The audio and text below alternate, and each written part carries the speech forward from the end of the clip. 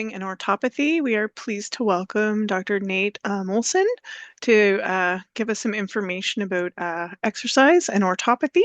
But before we start, I'm just going to go over our disclaimer. The information, in particular, the medical and science information contained in this virtual event, is provided with the understanding that this program is provided by a voluntary health organization and is not engaged in rendering medical advice or recommendations on diagnosis or treatment of any aortic disease or genetic aortic disorder. The contents of this webinar, such as presentations, discussions, text, graphics, images, and other materials, are for information purposes only as a benefit and servants to the furtherance of GADA Canada.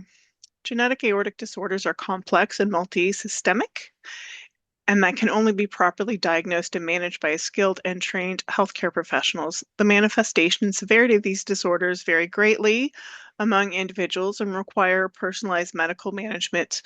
None of the medication, courses of treatment, or lifestyle and activity recommendations in this virtual event or the GADA Canada website should replace necessary consultations with qualified healthcare professionals. GADA Canada is a registered patient advocacy organization promoting research-based awareness, education, and support to patients with genetic aortic disorders. We are dedicated to saving lives and enabling a promising future for individuals living with genetic aortic disorders, including Marfan syndrome. Co-founded by GADA, the Montalcino Aortic Consortium is an international research collaborative of multidisciplinary clinicians collecting patient data to generate gene and variant-specific risk models for personalized medicine and to improve outcomes of individuals with genetic disease. Dr. Moulson specializes in preventative and sports cardiology at the University of British Columbia and Sports Cardiology BC, where he is a clinical assistant professor in the Division of Cardiology. Dr. Moulson is the medical director of vascular health and prevention, including the cardiac rehabilitation program at Vancouver General Hospital and the Dalawari, apologies if I mispronounced that, Cardiovascular Institute. He's a clinician researcher at the Center for Cardiovascular Innovation, where he is involved as the principal and co-investigator for multiple single and multi-center national and international research studies in the area of sports cardiology, cardiac rehabilitation and prevention, and virtual healthcare. With that, I will hand it over to Dr. Moulson.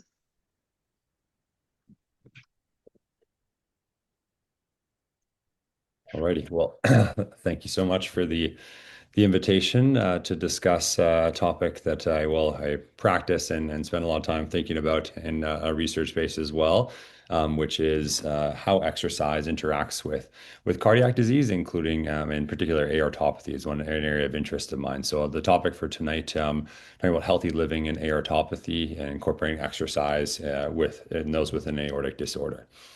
So for the next 45 minutes or so, we'll do a little bit of a didactic presentation and then looking forward to the discussion and questions from the chat here. With the objectives, I'm going to go over the contemporary evidence and recommendations for exercise and aortic disorders, understand the gaps in evidence that exist and emerging considerations for those wishing to pursue different types of physical activity and exercise, and really highlight some updates in terms of clinical guideline recommendations for those that are living with these conditions to be able to at least to be aware of them and to be educated to help have these discussions with your care providers. And so for those, I work and practice here in British Columbia and Vancouver. We have, I think, the first sports cardiology center in Canada, Sports Cardiology BC. So we're really focused on clinical assessment and patient and research, as well as education and advocacy. For those interested in collaborating, please reach from a research standpoint, those looking for specific care within the sports cardiology world after we go over what that is and live in British Columbia and Vancouver and looking for that. We have a clinical center here at the UBC Hospital, which is on campus here at UBC. And feel free to check on our website and then part of the Delaware Cardiovascular Institute through Vancouver Coastal Health and Vancouver General Hospital. So for those, sports cardiology is a it's a subspecialty area within the field of cardiology, specifically focusing on addressing questions of how does the intersection between cardiovascular disease and those wanting to do more, typically more than the kind of health and wellness related physical activity, from athletes to from recreational competitive athletes to those wanting to pursue different athletic endeavors, to consider how the hemodynamic and metabolic stressors associated with these type of sports may interact with certain cardiac conditions and what considerations that we may need to take into account when advising athletes and athlete patients around how they should go about deciding for themselves or within consideration of their organization what makes sense in terms of certain sporting activities. And so within the kind of core tenets of sports cardiology, I know there's a lot of acronyms on there, but really think about it as we work on differentiating exercise-induced cardiac remodeling, or what's known as the athlete's heart. So the heart is a muscle. The heart adapts to exercise, and sometimes those adaptations can be look somewhat like some degree of cardiovascular pathology. And this is also true, as we'll get into towards the end of the talk, with the aorta. And so there can be, in some instances, is all aortic dilatation associated with people that have been active over their lives clearly a sign of pathology. And so there's some kind of ongoing or emerging evidence in that space. We also don't really understand completely the natural history of those that have been quite active over a long period of time and what effect that may have on degree of aortic dilatation if you do have an underlying aortopathy. One of the other core areas we work on in sports cardiology is management of those with disease. So I see a lot of patients that either get diagnosed incidentally because of symptoms, because of family history with some degree of aortopathy, and want to know what they can and cannot do within the sports world. And conversely, also work on the other end of the spectrum here. I'll go back to the other slide in just a second on those that have had something happen, acute aortic syndrome, required aortic aneurysm replacement or aortic surgery, and they're starting from coming to a cardiac rehabilitation program, or and they want to get back to doing things that they had done before, or have questions around, well, now I'd like to be more active if I can and possible. So this is kind of if I possibly can. So this is the how I work across the spectrum of exercise and cardiovascular disease. And also just want to say that cardiac prevention or preventative cardiology and cardiac rehabilitation are also subspecialty areas within cardiology. Cardiac rehabilitation typically refers to a kind of a discrete intervention for patients that have had something happen. So typically secondary prevention, where you've had our kind of classic patient, and that is someone who's had a heart attack or has required coronary bypass surgery. But more and more the guidelines do recommend those that have had aortic surgery to participate in cardiac rehabilitation, where we're really starting from you've had major surgery or major event and trying to get you back to doing the things that you want to do, including exercise and lifestyle optimization. And then preventative cardiology is more of a term that looks at, okay, across the spectrum of cardiovascular disease, which does include aortic disease. How do we prevent events that are associated with that and optimize their cardiovascular risk factors? So that's the subspecialty areas and the lens that I bring to this discussion. And so just a question, I don't have an actual poll for this, but I think most of you are probably here to learn about this and have thought about this and maybe heard different things from different care providers or on the internet. So is exercise beneficial or harmful in those with cardiovascular disease, including the aortopathies? So it could be beneficial. It could be harmful, could be both, or really, I think I like to say it really depends on the patient, the disease, and the type of exercise, like most other things. And it's also evolving. And so this is a picture here on the screen. This is one of the first cardiac rehabilitation centers from many years ago, but it's not that long ago. In the 1950s and 60s was really when this concept started to evolve, where it was important that patients that had cardiac disease, in this case, not aortic disease, but had a prior myocardial infarction or an eventual cardiac surgery, that they really initially were restricted or told you shouldn't really be doing physical activity because of the stress that places on your body. Now, over time, that's evolved to say, actually, we should be looking at how do we get patients more active when they've had these events happen and getting back to doing this through things like cardiac rehabilitation. And I would say aortic disease has lagged behind to some degree, but is slowly catching up. Excuse me. And so when we look at physical activity and exercise, we can think about physical activity, obviously, in kind of a in simplistic sense. My apologies. Physical activity is good. And so we think about in terms of what are the lifestyle risk factors that can be associated with longevity and reduction in cardiovascular disease. And the one way to look at this is just from the American Heart Association is life's essential eight. So we think about healthy components of or cardiovascular health, healthy diet, participation in physical activity, avoidance of nicotine or smoking, healthy sleep habits, healthy weight, healthy levels of blood lipids, blood glucose, and blood pressure. And obviously today we'll be focusing on the physical activity component of this, but I always like to just put this in context of it's one of several components of living an overall healthy lifestyle and optimizing your long-term cardiovascular risk associated with aortic disease, but also with other acquired forms of heart disease. And so the risks, the cardiovascular benefits of physical activity are quite well established, all the way down from the cellular level, all the way up to the individual level and the population level. And by this, I mean that physical activity, as I said on the last slide, is good. And so it has a whole range of cardiovascular benefits pretty much across everyone with any cardiac disease, even with more severe disease. It just really depends on how you look at it, what you can do, what maybe would be putting you at some degree of increased risk based on the hemodynamic or metabolic demands of that, and really working with your care providers to understand what that is and also what your personal goals and wishes are. And so, from a kind of general population, so this is not speaking, this is for anybody within the Canadian population. So, we have the Canadian 24-hour movement guidelines. There are for different ages, but I think this number comes up a lot, meaning that this is the kind of the standard that we try to strive for in all patients, is that moderate to vigorous aerobic physical activities to accumulate at least 150 minutes of aerobic activity per week is kind of the guideline minimum. And then we also want to work on muscle strengthening activities at least twice a week to work on so resistance training activities. And also, on top of all this, I think they've added this into the 24-hour movement guidelines. You want to be light activities, including standing for several hours a day. You want to get in your appropriate amount of sleep. But I think I'll come back. And the reason I highlight this is this 150 minutes per week of aerobic activity and the 2 to 3 sessions of resistance training really comes up across all guidelines in most disease states, including in aortopathy.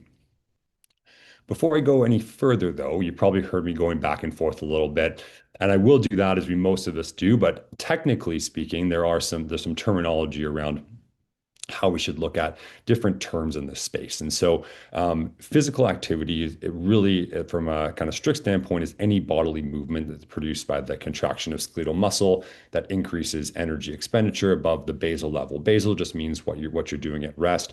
So this can include incidental physical activity, activities of daily living, cleaning around the house, and intentional physical activity, non-structured activities, going for a walk with your dog. And all physical activity, being more active, is beneficial. Exercise is specifically referring to a subcategory of physical activity that is planned and structured, in which muscle contractions are performed with a kind of more, it would be defined as an explicit intent of ultimately improving or maintaining one of the more components of physical fitness. And so this can be your aerobic capacity, so how well you're able to maintain endurance exercise like running, muscle strength, the power, weightlifting, things along those lines. Whether or not you're looking for balance, coordination, or flexibility, and it can be a combination of those, or specific, or looking at achieving a specific health benefit. And so that's when I'm talking about exercise, and we'll talk a little bit more around that, and particularly around different types of sporting activities. And sport is really just another subcategory where you're really looking at involving gross motor movement, where there is rules, governed, structured, and typically is competitive. It doesn't have to be, though. It can be more from a recreational, and really when we get down to recreational versus competitive, a lot of the time that's really more the intent, or what the kind of what the athlete is looking at doing. And there can be some kind of blurring of the lines there, and we'll talk a little bit about that as well. So for the purposes, now this is not a perfect breakdown, but for the purposes when we think about it from a clinical standpoint, types of exercise, looking at predominantly endurance exercise or isotonic. So think like the classical one for this is running. So something where you're continuing, your cardiac output is increased, you're sustaining that for a period of time, and similar muscles are contracting in a certain fashion. Versus strength training, isometric exercise, where you're doing kind of heavy bursts of activity. And the kind of quintessential one for this one is weightlifting. Now, as you can imagine, most sporting activities do not necessarily have components of both and maybe not fit a specific discrete category. And so this is from the most updated American Heart Association sports cardiology guidelines on how we kind of break down sports when considering the different stressors on the body, but really the cardiovascular system here from a strength or an endurance standpoint. We think about the intensities there. You can see going from low to high intensity for endurance on the x-axis there, and on the y-axis going from low to high, going moving upward, and the strength there on the graph here, or the figure, I should say. And so the different sporting activities will fit in different areas here with different components of that. So, for example, rowing typically has high components of both strength and endurance exercise, whereas you can see running down here, if you can see my pointer there, comment is a predominantly endurance exercise, where weightlifting is up on the thing here and then up on the far left corner there. And all the activities in between. So just it's not a hard, fast rule. And in between sports, you're also going to have different, like certain sports are going to have different positions that are going to have different requirements here, but at least helps us frame somewhat in terms of what the expected demands in the cardiovascular system that we might see compared to predominantly, strength or weightlifting type activities versus more of a isotonic endurance activity. So it helps us to at least understand that when making recommendations and framing the discussion around what might make sense for an individual patient. With this, there's also varying ways of looking at classifying exercise intensity. And so predominantly we talk about in the kind of general categories of light, moderate, high intensity, and very high intensity exercise. And you can break that down different ways if you do things like cardiopulmonary exercise testing, where you can get a sense of someone's what we call VO2 max, or the maximum amount of oxygen consumption they're able to obtain. And then looking at what percentage of that and then characterizing that. And that's really more in the range of endurance exercise. So it doesn't work quite as well when, like in terms of using percentage VO2 max, obviously for, weight training or weightlifting, but it does work for sustained endurance activities. Heart rate is sometimes a little bit easier of a surrogate to use. So we'll use percentage of what's called heart rate max or heart rate reserve, to be able to kind of line up your heart rate with, typically, if you're not doing a formal VO2 max test, which is a maximal exercise test, or predicted heart rate maximum, and then be able to determine, okay, what percentage of your heart rate and what intensity that lines up to. Now, a lot of you probably use, and a lot of people these days use wearables. There's a lot of algorithms built into those wearables that kind of do this for you. Will tell you certain zones, certain heart rates you should go out to be working at different intensities. Some of them are more validated than others, but again, the gist is kind of around that to kind of break it down into these different categories there. And RPE is something called rating of perceived exertion. And the rating of perceived exertion is there to be able just as your subjective intensity for how you're doing it, which is actually quite validated and actually is helpful a lot of the time in things like weightlifting. And other things we talk about in weightlifting or resistance training to try to guide intensity is how many repetitions you have left in the tank. So you want to leave a couple there or a couple or more, in other words, of 4 or 5 if it's more in the moderate intensity, and not doing activities that really put you into where you're having to do heavy strain or do something called the Valsalva maneuver, which we'll get into shortly. And so the purpose of a lot of this is to, okay, well, how do we characterize the exercise intensity based on certain activities? And now there's some challenges with this on individual patient levels because different intensities for different patients may be different. So take somebody who has not really exercised, who's 75, 80 years old, even just walking briskly can actually be quite a high percentage of their overall peak exercise volume versus someone who says 20 years old, who's been quite fit. That brisk walking will actually be quite a low percentage of their maximal effort. So in a relative sense, those are quite different, but they may be an absolute recommendation. That's part of the challenges with the current guidelines as they're written is sometimes, and a lot of time they'll be put in terms of absolute terms, which may not really fit for patients that are either fitter than average or less fit than average, or for different age categories, or those at different stages in athletic training. And so it does really require a lot of individualization for this, not just in aortic disease or cardiovascular disease, but in really any form of training. So when we talk about intensity as well, we also look at something called METs. So metabolic equivalent of task. You may hear that terminology in different studies, and I'll talk about that later. So I think it's just worth going over. And so when you're at rest, your METs of 1. So you're really a low level. And then as you do certain activities, we estimate that with increased METs. And they're correlated to the concept of VO2, and that 1 MET is equal to 3.5 milliliters of oxygen per minute consumption. Very technical. We won't get into that too much more, but that's just where that kind of the equation comes from. We're talking about looking at VO2 max. And so different activities have different MET levels there. And then we can also, when we look at studies on how we understand patients' participation in exercise over time, we characterize it by terms like met hours per week. So estimating how intense that was, how much they did, and putting it into a value that we're able to then study and say, okay, well, they did this much exercise. And so in those that did this amount of exercise, this happened or this didn't happen, or there was no difference or there was a difference. And so that's how we kind of look at things there.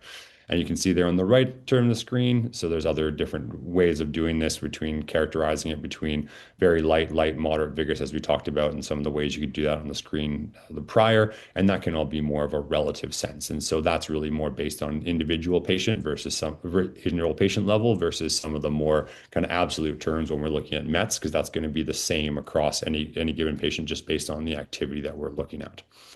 Um, and so, why does exercise matter in cardiac disease and aortopathy in particular? Well, there's an acute physiologic response to exercise. So at rest, we're sitting here, our hearts are still pumping, obviously, our heart rate is still going, but the cardiac output, meaning how much blood has to be pumped through the body to get the oxygen to our muscles for what we need, is at a relatively low rate compared to when we're exercising. In fact, we can increase our cardiac output 5, 6 times what we're doing at rest during exercise.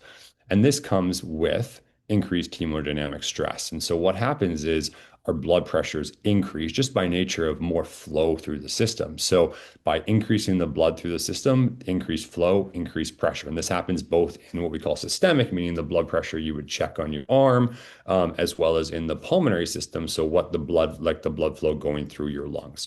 Increased afterload, meaning there's more pressure for the heart has to pump against because there's more pressure in the system. So the heart's working harder to push the blood out into the aorta, out into the body. There's increased demand on the heart. The heart's having to work harder. It needs more oxygen itself. The muscles need more oxygen to do what they're doing. The heart needs more oxygen. And there's increased shear stress across all the blood vessels, including the aorta. As more flow goes across things, there's more shear stress on that as well. And there's metabolic stress. You start to become dehydrated. You decrease your plasma volume. You get some abnormalities in your electrolytes. You can get acidotic towards more intense exercise. And you can actually increase the coagulation changes in the body. And so we won't go through all these today. I think the ones that are most relevant to aortic physiology, aortic pathology, are those where we're increasing the afterload, increasing the blood pressure, and increasing the shear stress through the system. And so we think about someone who's doing endurance exercise. So think about someone who's running. You increase your cardiac output, and you actually, and your blood pressure is a product of this cardiac output times your systemic vascular resistance, which means how tight all the blood vessels are. Now, interestingly, in health, most of us, when we increase our cardiac output with exercise, we actually drop how tight the blood vessels are to allow blood to flow through the system with ease.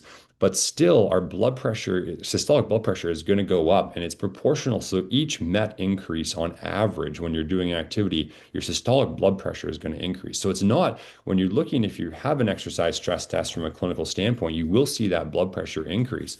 And your diastolic blood pressure, though, which is a reflection of the systemic vascular resistance, so how tight those blood vessels are, it actually will decrease or stay the same. So you're really getting increased flow in an ideal world. Now, if you have abnormal vascular resistance, you may actually get an abnormal response where that goes up higher than it should. And that's one of the things we look for to try to manage in those that have aortic disease or hypertension in general.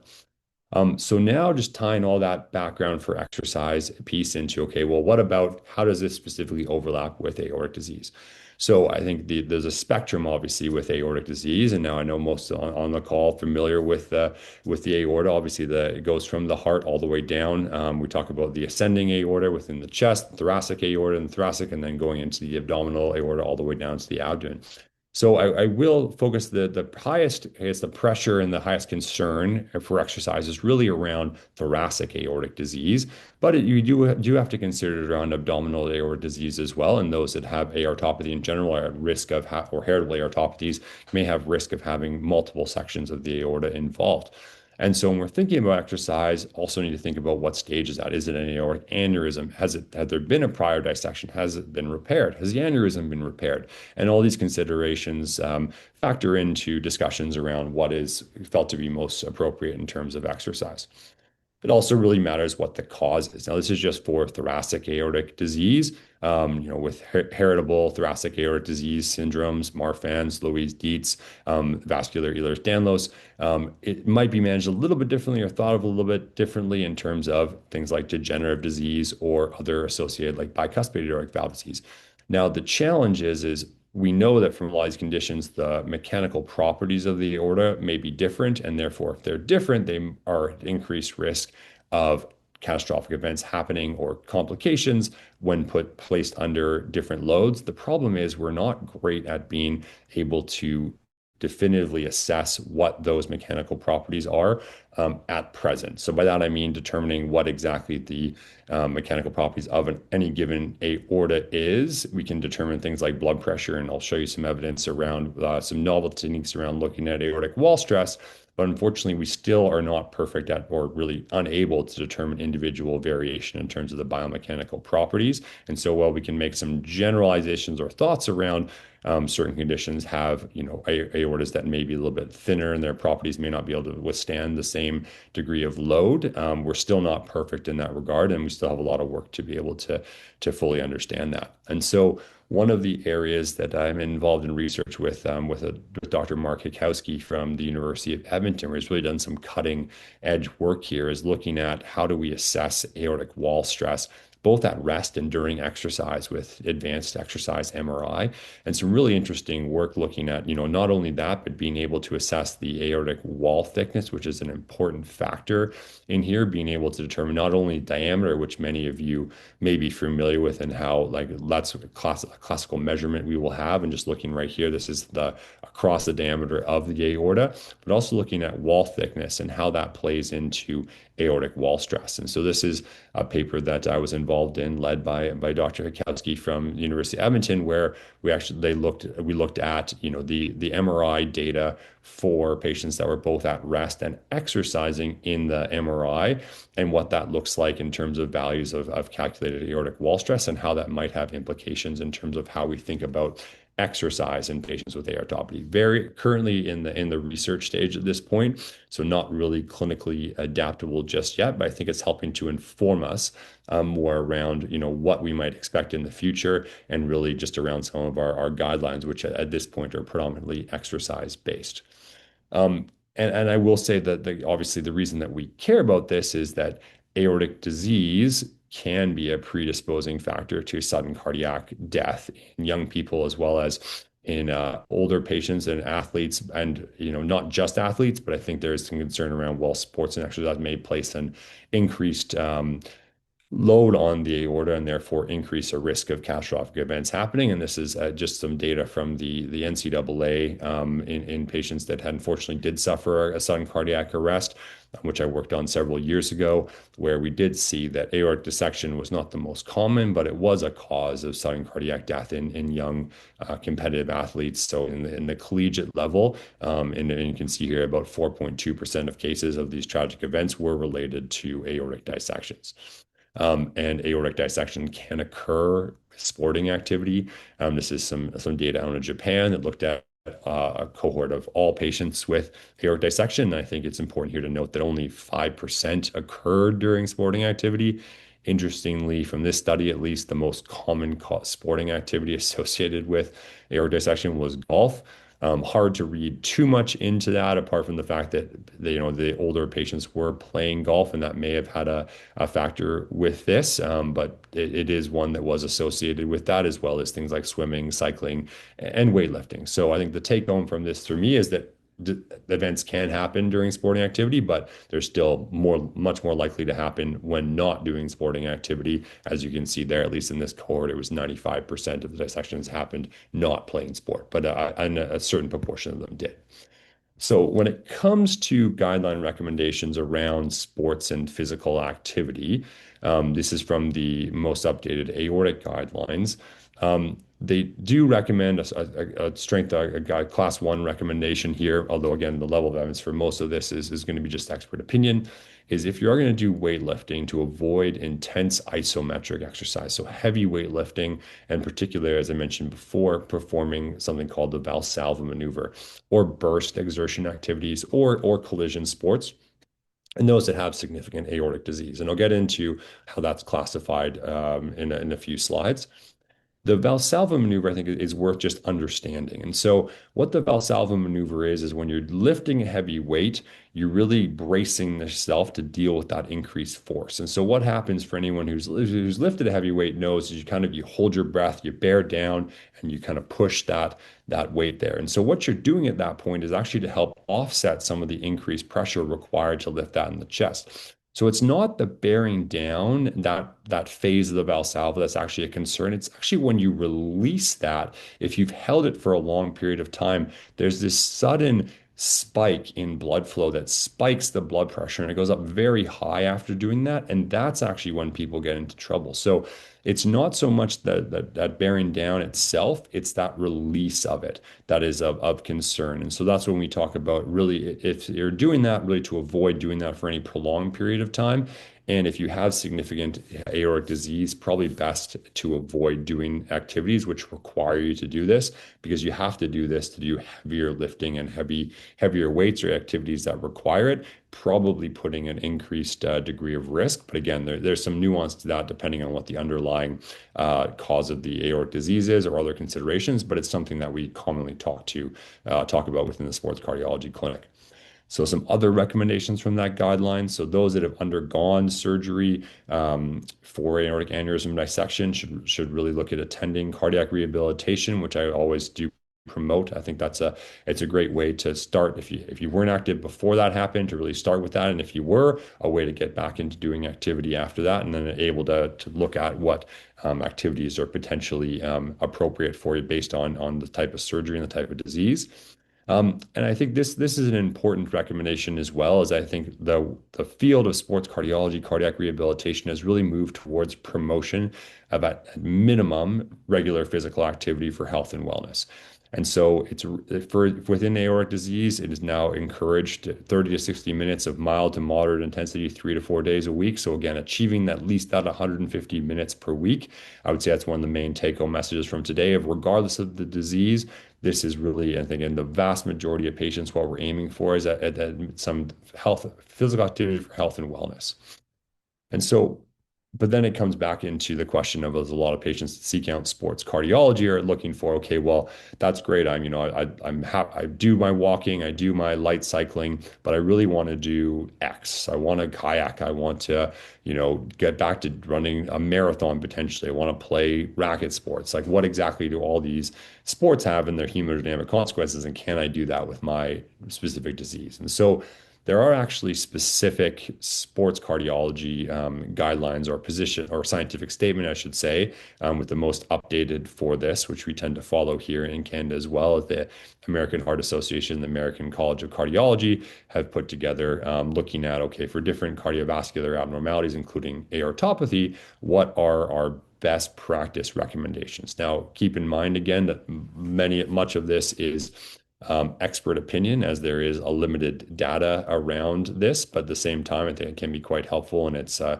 lot of it can be relatively focused on different sports and give some guidance at least. And so for this guideline, I think I talked about before, when we're talking about terminology like competitive athletes, really that is a intensive exercise piece. I mean, competitive athlete typically goes along with those who participate in more of an organized team or individual sport. They require regular competition, place a high premium on achievement, and require some form of systematic, intense training.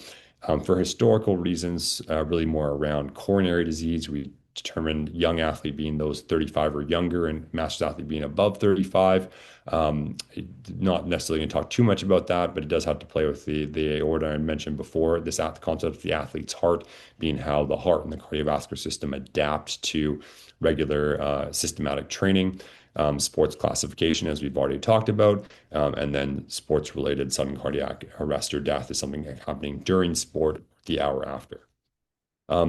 And so these guidelines break down they have a whole section on aortic disease, and they break it down by the type. And I think just I won't go through all the nuance for that today because there is quite a bit of nuance to it, and it's a little bit hard because they require more of an individual approach. But I think just to give a flavor of what this looks like for those interested in understanding a little bit more, understanding their own condition, or those having discussions with their care providers, is it looks at breaking down, okay, well, what are the considerations we should look at for those that want to do specific sporting activities with specific diagnoses?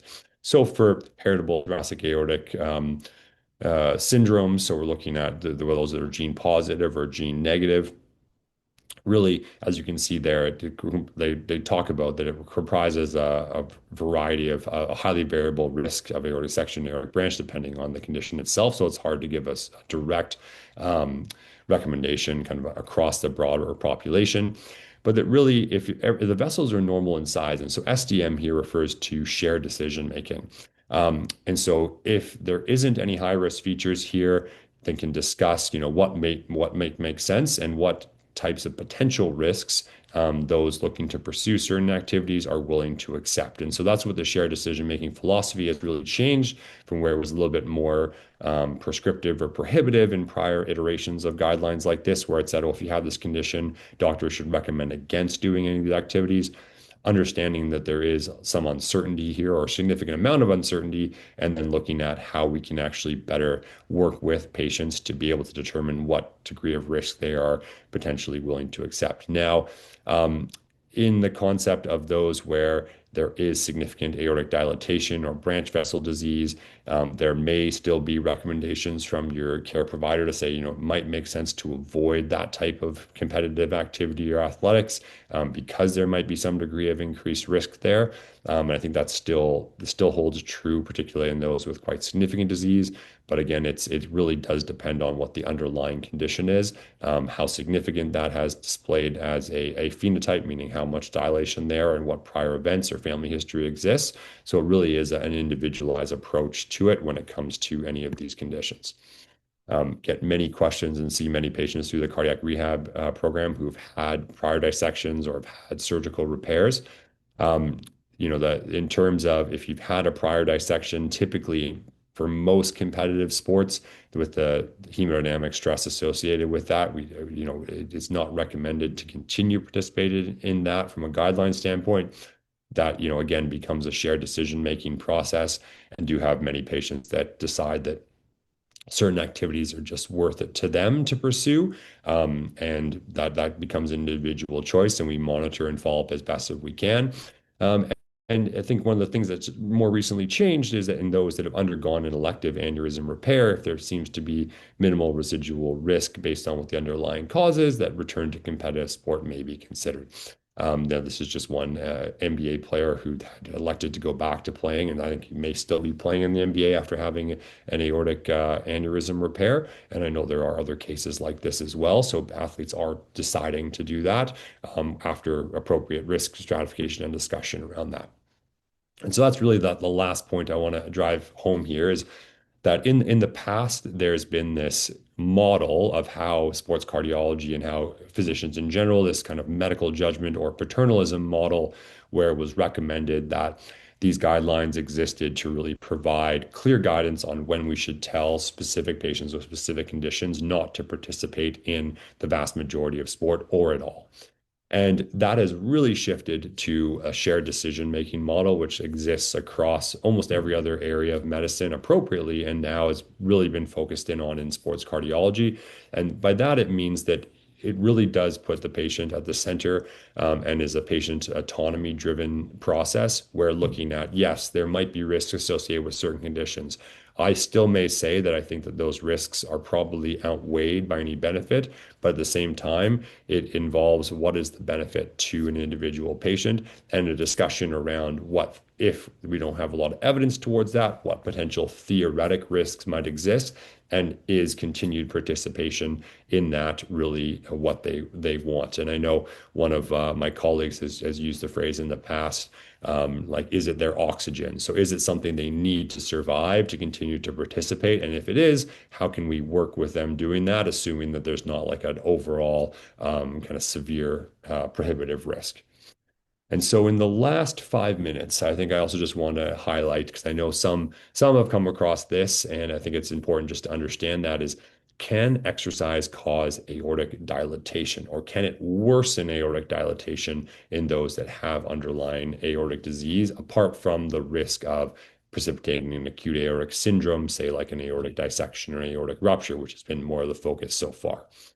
And so one of my colleagues in Boston really did a seminal paper on this, where they did screening echocardiograms on a population of masters athletes. So those that were 50 to 75 that had been very high level athletes for over 10 years. So they continued to either run or row at a very high level. And so we're considering there was former Olympians, former professional athletes within this, and had not had been diagnosed with aortic disease. And in fact, they excluded those that had or had the potential underlying aortopathy. And so what they found in this population was quite striking. Is about 21% of all, and there was a population of both male and female athletes here, as you can see on the screen, had what was considered clinically significant aortic dilatation, meaning that their aortas, either at the aortic root or the ascending aorta, were dilated above 40 millimeters, which we could typically consider to be abnormal and something concerned that we'd want to monitor. And so the first study to really look and say, well, if it's that prevalent in this population, is it possible that the aorta is remodeling to a degree with that exposure to high volume, high intensity endurance exercise over many years? Now that's their hypothesis. There's been some other studies that have also suggested that, but it still remains a hypothesis. But it is an interesting finding. Now, this was a cross-sectional study, meaning it was one time point, so the follow-up studies are needed. And so there has been other follow-up studies in younger athletes. So this is a study of American style football athletes, American style football players. When they started college over their 4 years, they were participating, and they did show some degree of progression of aortic dimensions over that short time frame. Although notably, no athlete had or developed clinically significant aortic dilatation, but just showing that the aorta may, with certain types of training, this would be more or less of an endurance type activity and more of a weightlifting or associated with American style football, but there was some degree of aortic dilatation over time. And then lastly, one of the studies that we've recently published looking at progression. So one of the first studies to look at, okay, well, if we have masters athletes that are continuing to do activity, and we've documented that in one of our longitudinal studies, and those that just happen to have had evidence of aortic dilatation picked up for one reason or another. And we had multiple time points to compare against athletes that didn't have aortic dilatation at baseline, what would happen to their aortas over time. And we actually showed that there was no difference statistically. It's a relatively small study size here, total of 50 athletes, 19 of which had aortic dilatation, but that over on an average of 5-year follow-up, but over 10 years of our study. So the study ran for 10 years here of observation, but the average follow-up between studies was about 5 years, showing that, well, they continued to be quite active in this cohort, actually very active, and there was a good mix of recreational and competitive athletes, that while the aortas did show some degree of progression here between zero point 0.2 to zero point 0.5 millimeters of progression per year, that was not statistically different than those that did not have a dilated aorta.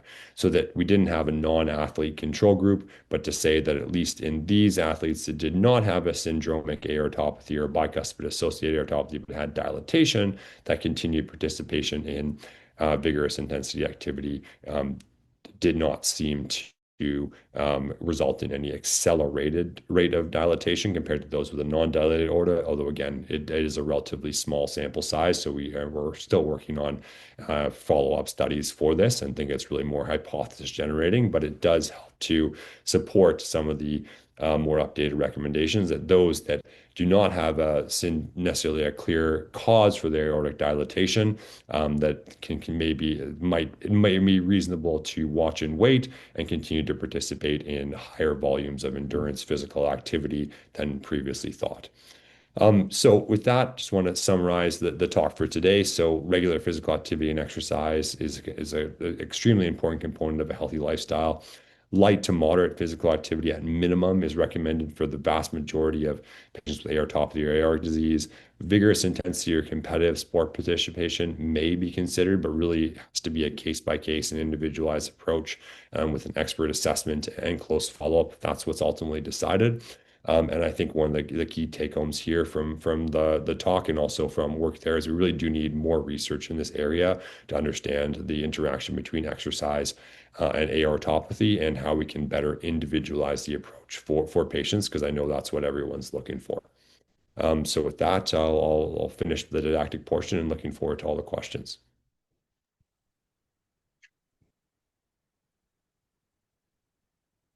Thank you. Thank you for the information. I'm just going to go through some of the questions. Most of them that we've received actually pertain to weightlifting, which I think you've covered. Um, I had a few questions about specific exercises. Would lunges be okay? Is there an alternative to doing planks? I don't know how you feel. I mean, some of these I think kind of depend on the person, but Yeah. Well, I'm happy to tackle that a little because that's a like the plank question, the pull-up question, the push-up question that happens pretty much.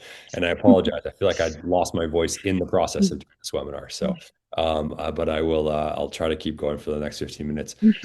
So the planks, the pull-ups, the push-up question comes up all the time in cardiac rehab and sports cardiology.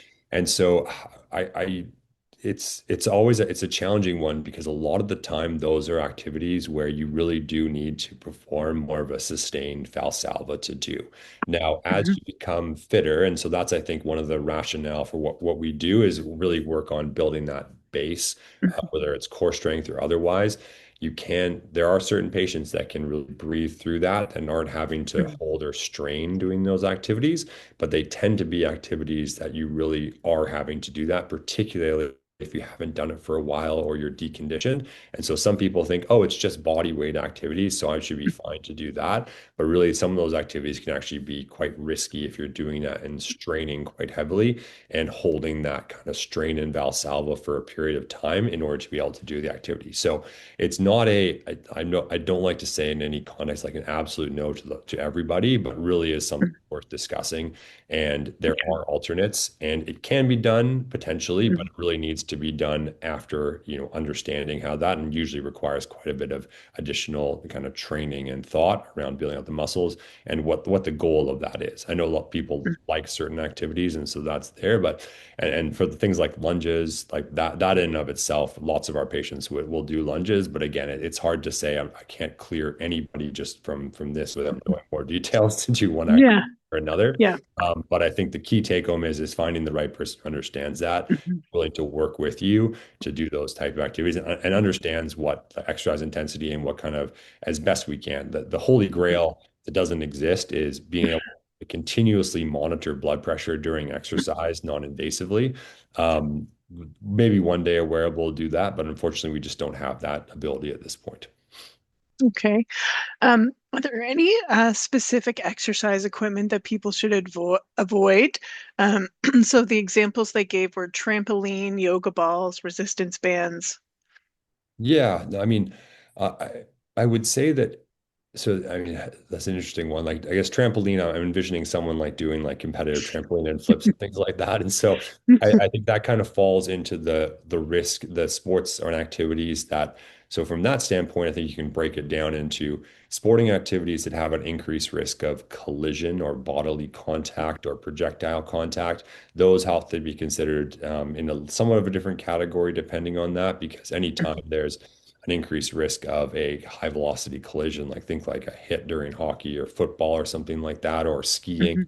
For those that are predisposed to like aortic dissections, that may increase the risk for that. And so a lot of the time, those sports may not be the most optimal if you have an increased risk there.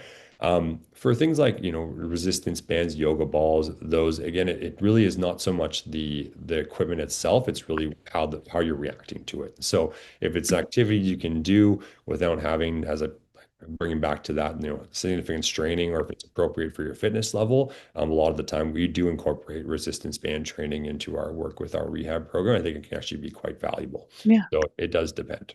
Yeah. thank you. All right.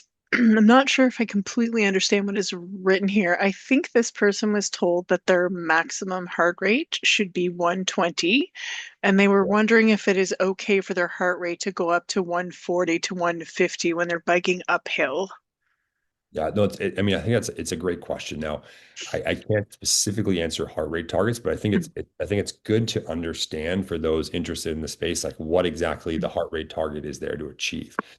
And so there are recommendations out there for different types of cardiac disease where people have put what somewhat arbitrary restrictions on saying keep your blood pressure below 160, or keep your heart rate below X.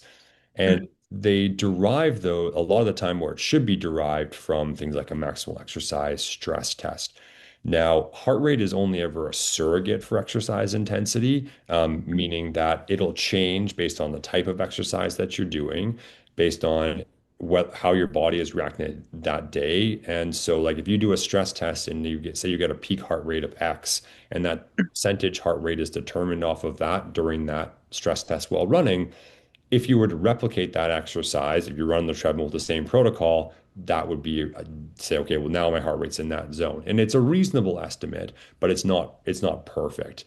And so if you're on beta blocker medications or other medications that slow the heart rate, then those change. That'll change your heart rate at any given intensity, and so that'll also change that heart rate target. And so it's not that I think there can be utility to for providing heart rate targets or heart rate, I guess, limitations in certain patients. But it's a good thing to have that discussion with who's ever providing that to you. That it will change based on medications, it will change on type of exercise, and it's not always based on kind of strict science, and a lot of it is expert opinion. And so I would say in a lot of our cases, it's hard because particularly in the age of wearables, it was easier with heart rates when it was like you're in a rehab program, they're doing that. Now everyone has a wearable. And if I say, you should keep your heart rate below 120, I've had patients come back to me and say, show me their graph where they have stopped doing things at 120 beats a minute. And I feel like that's sometimes that can be a gift and a curse, the wearables.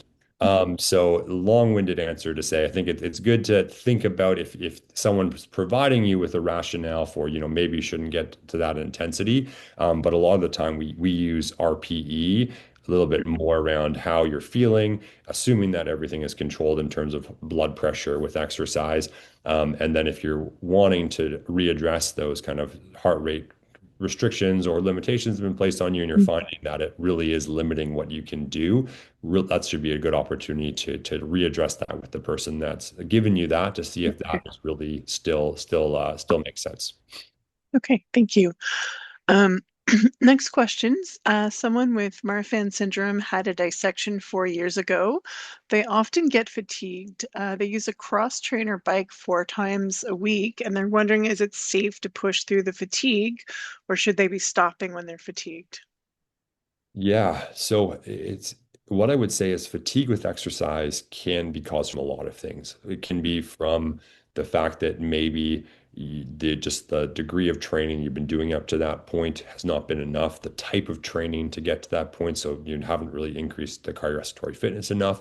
On the flip side, sometimes the fatigue can be from medications that you're given. So things like beta blockers are a classic one we see. They slow the heart rate response. Now they're very valuable treatments, but they can affect that. And sometimes looking at is there a potential you have too much beta blocker, your heart rate can't increase at all with exercise. But again, need to balance that with the benefit that you're getting.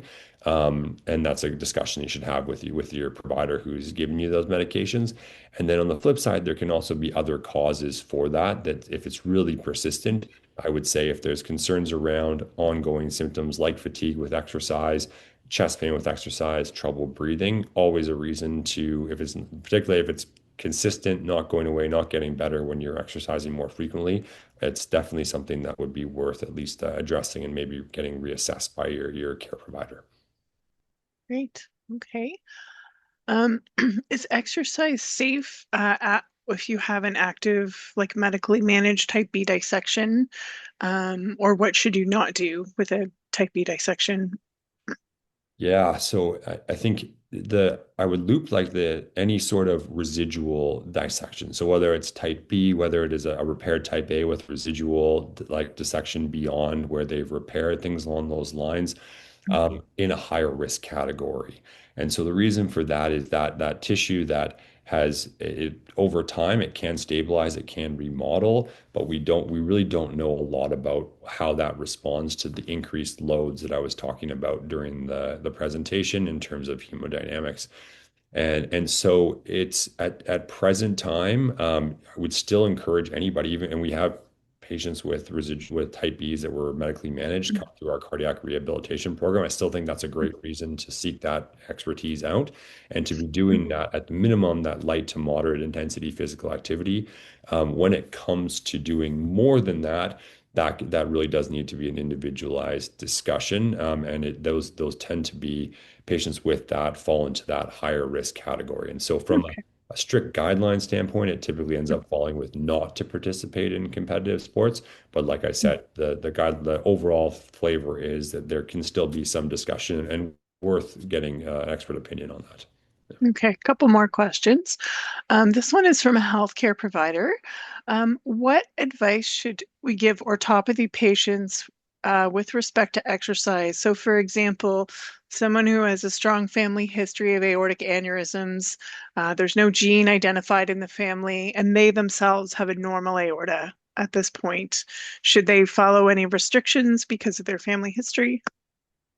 Yeah, so I mean, in that specific scenario, so from I understood that correctly, someone who does not have a gene, who has a normal Mhm, aorta but just has a family history, those cases I would consider to be like phenotype negative, so having no mhm, evidence of that, typically don't need to have any specific restrictions or modifications around that.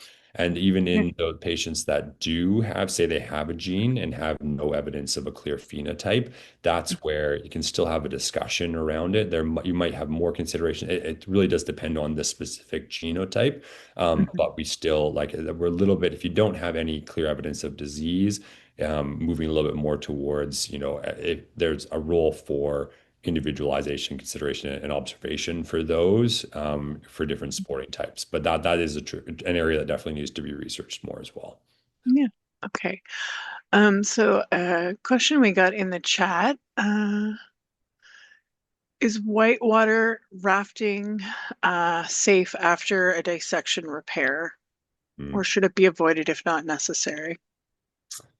Yeah, very, very specific question there. So I would say that that type of again and whitewater rafting, I'm not good at that at all, but I've done it a few times and depends on the degree of rapids you're going through. But I think it comes into the category of sports and activities where you can't control the environment. So I think it's a great Mhm. example for that. So I Yeah. classify things like skiing, surfing, like kite Mhm. surfing. I've had those questions before to me for patients with this.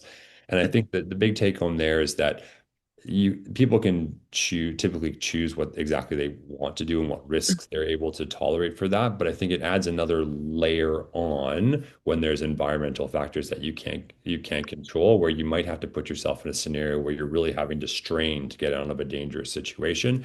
And so that needs to be considered in those types of activities, kind of above and beyond what the specific Mhm. hemodynamic concerns are. And so it's hard to say one way or the other, but I think it's a good example of activities where you might have to do more than say the activity itself. You could envision where you're not really having to be the one paddling and just join the ride, but then if something happens, you really could put yourself in a scenario where you really would need to be doing a lot more, and so that needs to be accounted for in those activities.